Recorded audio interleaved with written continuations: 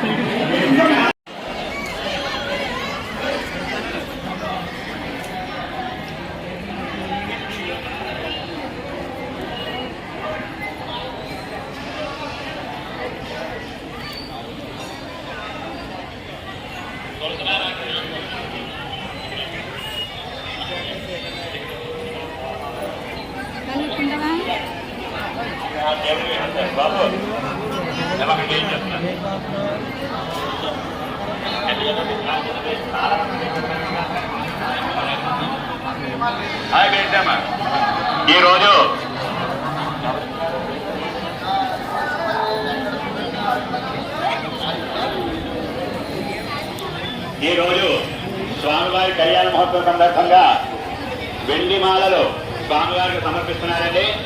చింతపల్లి వెంకట సూర్యనారాయణ రెడ్డి గారు, అచ్చలి గారు, సుబ్రహ్మణ్యేశ్వర స్వామి గారు